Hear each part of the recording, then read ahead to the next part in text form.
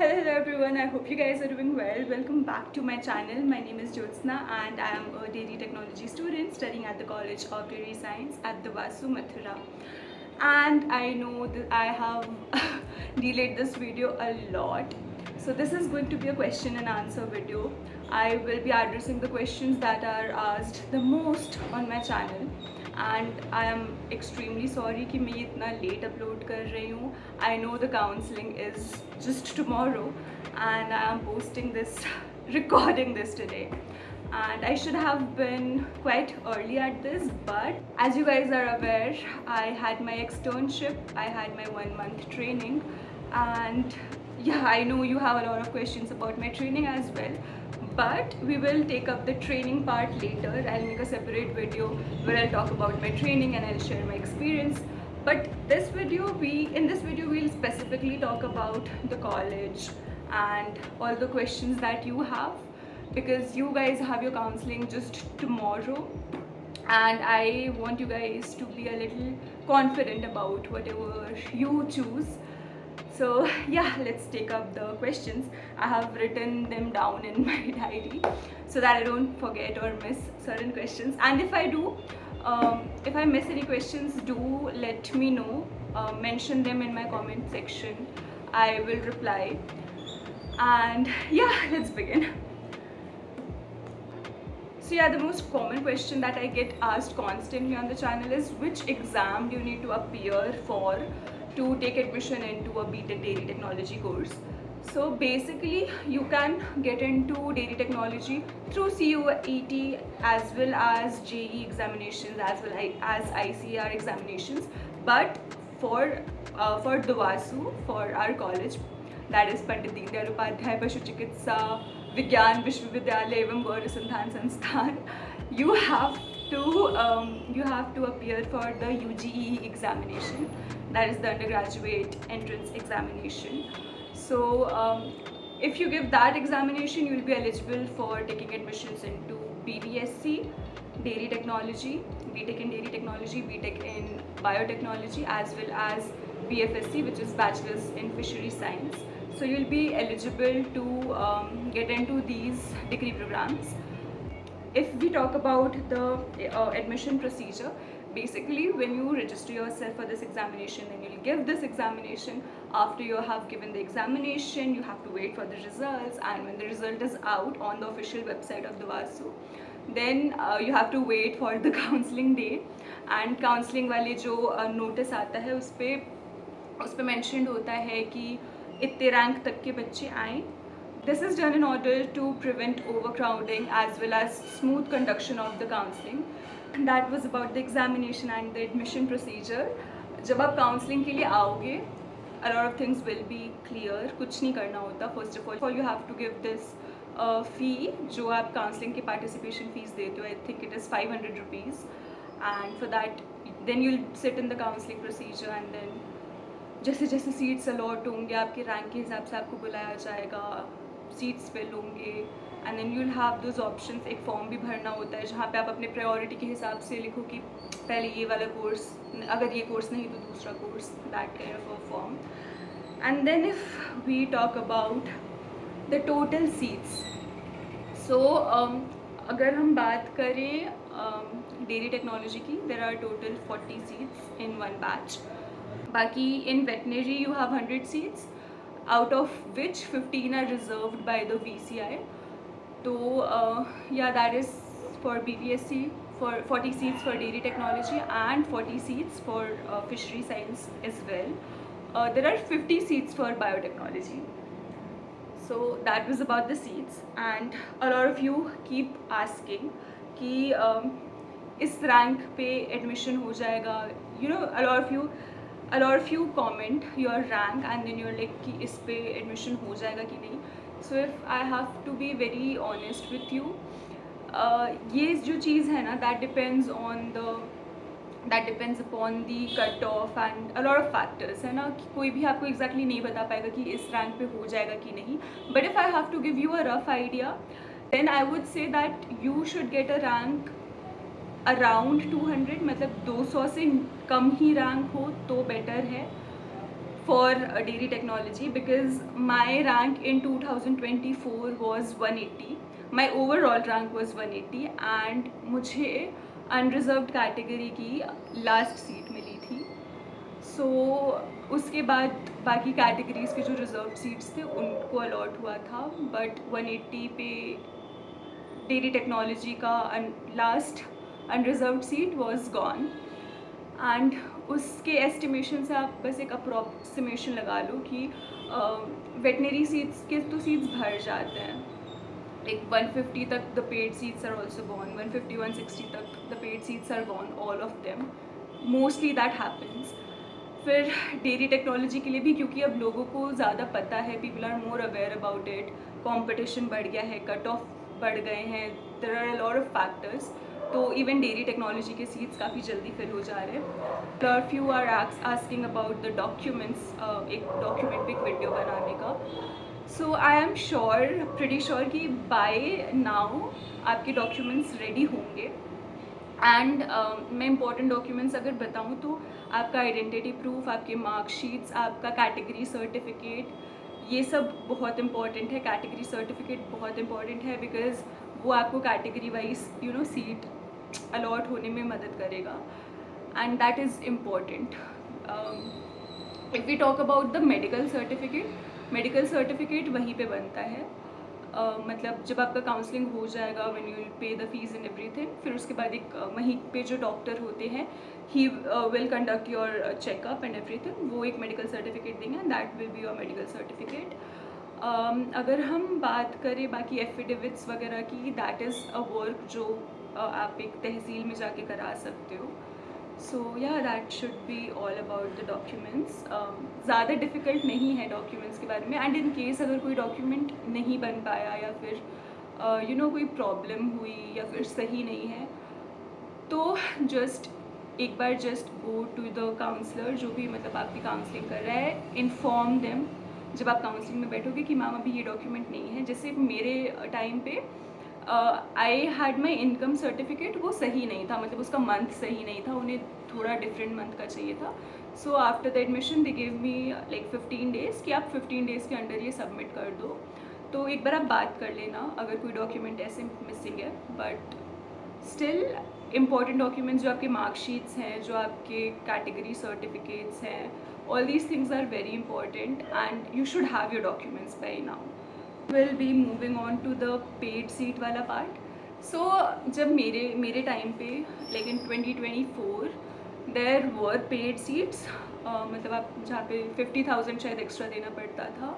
Apart from the normal fees you have to pay 50,000 every semester extra. तो वो paid seat थे, I think 3-4 paid seats होते थे. But from 2025 there is no such thing as paid seat. कोई paid seat I think नहीं है.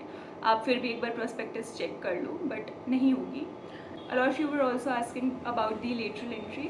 तो फ़िलहाल तो कॉलेज में कोई ऐसा लेटरल एंट्री का स्कोप नहीं है. It is just through the examination, UG examination and through the counselling procedure that you get in to the college. So no, there is no scope for lateral entries right now. And now we will come to dairy technology कि dairy technology क्या है.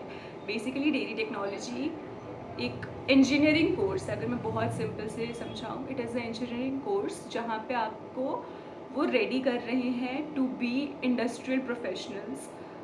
And यहाँ पे आपको milk के procurement से लेकर उसके डिस्पैच तक हर चीज़ में they have to build those dairy technologists. And you will be studying a lot of things. You will be studying engineering because of course BTech है.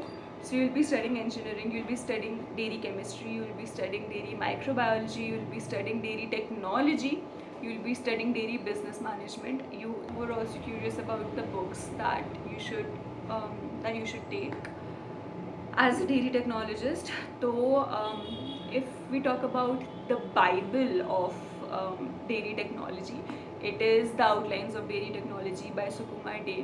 ये क्वेश्चन भी होता है कि हम मैथ्स के बिना कैसे कर रहे हैं, ये सिर्फ PCM के बच्चों को अलाउड करते कि नहीं. तो ऐसा नहीं है. दवासू में even the PCB students can opt for dairy technology. And if we talk about the maths portion, इतना इंटेंसिव मैथ्स नहीं होता. अगर आपको बेसिक्स पता है मैथ्स के तो इट इज़ ऑलमोस्ट क्लियर. मतलब ऐसा कुछ बहुत ही ज़्यादा एक्सट्रीम मैथ्स लग गई ऐसा नहीं है, सब कुछ एप्लीकेटिव है.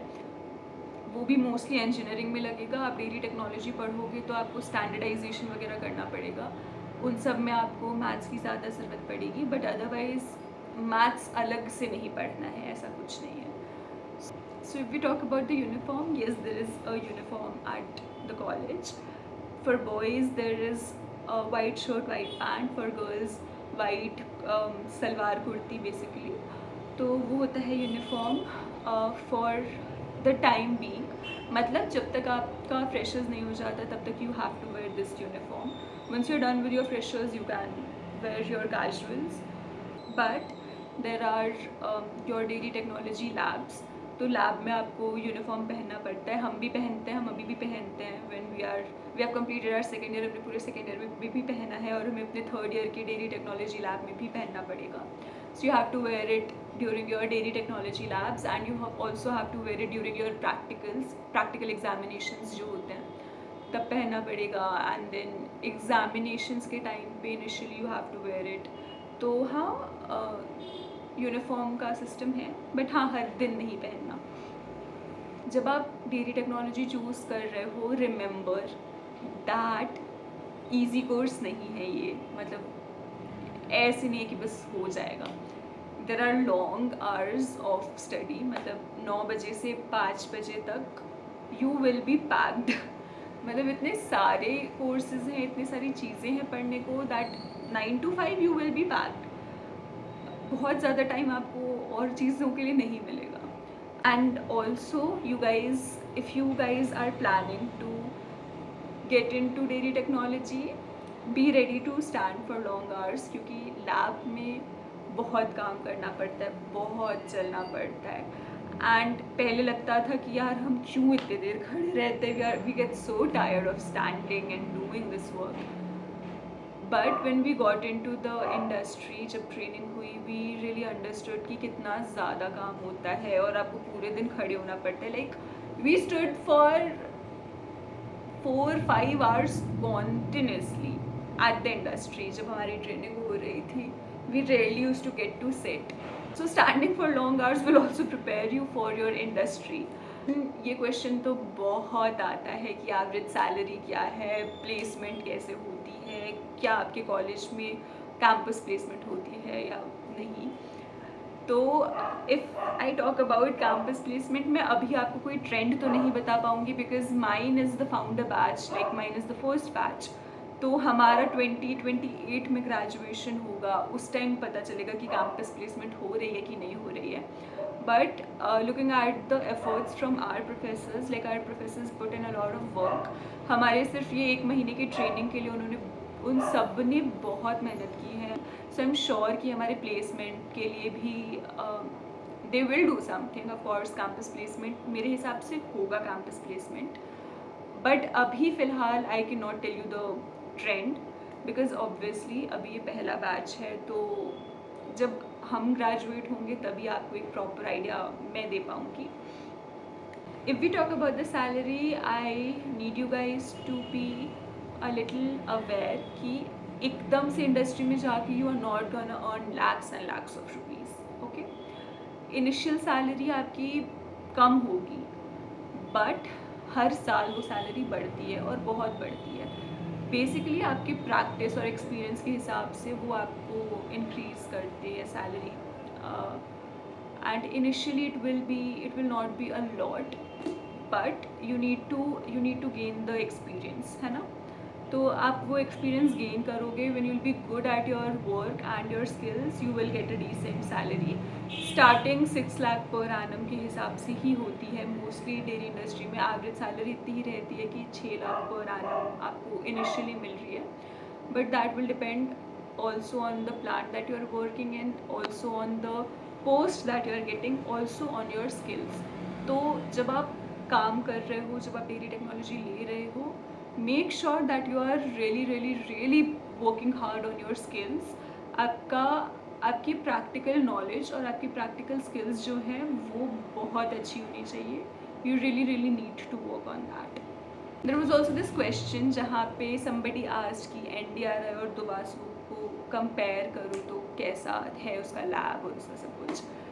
So honestly, NDRI cannot be compared to the VASU right now. NDRI is like the topmost institute for dairy technology. वो NDRI best है. So you cannot really compare it with a college जो अभी start हुआ है. Honestly, when I joined this college, हमारे college में equipments नहीं थे, केमिकल्स नहीं थे, लैब्स नहीं बने थे. हम दूसरे लैब्स में जाके काम करते थे, हम दूसरे कॉलेज में जाके काम करते थे. हमारे इंजीनियरिंग के जो वर्कशॉप प्रैक्टिसेस, जो फ्लूइड मैकेनिक्स के प्रैक्टिकल्स हुए हैं, वो हमने दूसरे कॉलेज में जाके किया था. तो we have basically seen our college build from scratch. सिर्फ एक बिल्डिंग थी, एक क्लासरूम था, सेमिनार हॉल था. अब when we are back from our training हमारे लैब्स इतने ज़्यादा सुंदर बन गए हैं. हमने खुद से अपने पोस्टर्स बनवाए हैं. वहाँ पे जो भी पोस्टर्स होते हैं इक्विपमेंट्स के, हमने, हमारे जूनियर्स ने, we made it and then we have pasted all those poster in our labs and in the corridors. And now the college looks fabulous. अब हमारे कॉलेज में पहले सिर्फ एक क्लासरूम था, अब 2 क्लासरूम्स और बन गए बिकॉज ऑफ कोर्स अब नए बैचेस आएंगे. स्मार्ट बोर्ड्स लग गए हैं, क्लासरूम्स बन रहे हैं. एंड मतलब एक नए कॉलेज के हिसाब से बहुत जल्दी प्रोग्रेस और काम हो रहा है.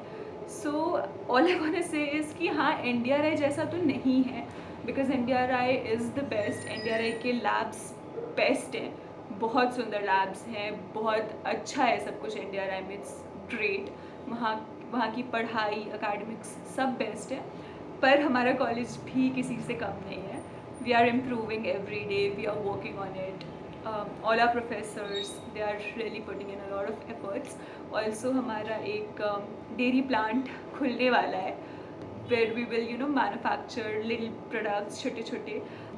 NDRI से मैं compare नहीं करूँगी अपने कॉलेज को. NDRI बेस्ट है, but my college will always have a special place in my heart. Being the founder batch, college को बनते देखना, कॉलेज में हर छोटी छोटी चीज़ जो हुई है हमारी आंखों के सामने हुई है. And those memories they will be very special. Also जो कॉलेज का एकेडमिक पैटर्न होता है या फिर जो भी एक ट्रेंड होता है प्लेसमेंट का, वो उसके आए हुए बच्चों से बनता है. एंड इनिशियल बैच जो होता है, first batch, second, third, fourth, fifth batches, जो इनिशियल बैचेस हैं उनकी बहुत रिस्पॉन्सिबिलिटी होती है कि वो एक अच्छा इम्पैक्ट छोड़ के जाएँ अपने कॉलेज पे. So honestly, there is a lot to learn, there is a lot to be taught. And अगर आप उसमें से अच्छा देखो, अच्छी चीज़ें नोटिस करो, then काफ़ी चीज़ें आपके लिए आसान हो जाएंगी. तो you need to look at the good side. हाँ, बहुत सारी चीज़ों में डिले होगा and then you will be like कि ये क्यों हो रहा है, ऐसे नहीं, जल्दी होना चाहिए था, या ये प्रॉपर वे नहीं है इस चीज़ के होने का. But with time you will settle in, with time you will realize कि कुछ चीज़ों को टाइम देना चाहिए. कभी भी किसी चीज़ को लेके एकदम से पैनिक मत हो जाना. A lot of things will not be according to your imagination, but उस चीज़ के लिए रेडी रहो, पैनिक मत होना. Always be calm, always be content. अपना होल्ड खुद पे से मत हो एंड सब अच्छा होगा. Everything is going to settle. आप लोग बहुत पूछते हो about my regrets and stuff. So honestly I do not regret it any more and I have experienced a journey of not regretting it any more. And I don't want to tell it to you guys because I want you guys to experience that journey by yourself, क्योंकि तब आपको ज़्यादा बेहतर समझ में आएगा. College में बहुत सारी चीज़ें होती हैं ऑनेस्टली. दोस्तियाँ बनती हैं, टूटती हैं. आप जीतते हो, कभी कभी हारते हो किसी कंपटीशन में. And you learn a lot through all these phases that you experience in your college. It makes you stronger, it makes you a good person, it makes you a stronger person, a more dedicated person, and it will also make you understand yourself more. So I'm very excited for all of you guys that you guys are going to experience a lot of things. कुछ चीज़ें बहुत बहुत anxious feel कराएंगी, कुछ चीज़ें बहुत peaceful feel कराएंगी. But I'm sure that you guys will stay strong, and you guys will be able to tackle everything, and just be so strong that you are able to tackle all the challenges that comes along your way. And with that I would like to end this video. बहुत लंबा हो गया है, and I know अभी भी अगर बहुत सारे questions हो, you can always DM me on my Instagram. You can also mention the questions in the comment section, and I'll try my best to answer them out for you. And तब तक के लिए all the very very best. Make a very good decision. Do not regret your decision. आप जो भी choose करो counselling में, कल परसों आप जो भी चूज़ करो, do not regret it. Always believe in your self. एक सेल्फ बिलीफ रखो, सब अच्छा होगा काउंसलिंग में. एंड आई रियली होप जो आप चाहो आपको वो मिले. And I wish you the very very best. मेरे बहुत सारे गुड विशेज़, ब्लेसिंग्स सब आप सबके साथ हैं. The ones who are gonna come tomorrow for the counseling. So I really wish you guys the very best. और याद रखना कि अगर मन का हुआ तो अच्छा है, अगर मन का नहीं हुआ तो और भी अच्छा है. And yeah, with that I would like to end this video finally. And all the very very best guys. Love you. Bye bye.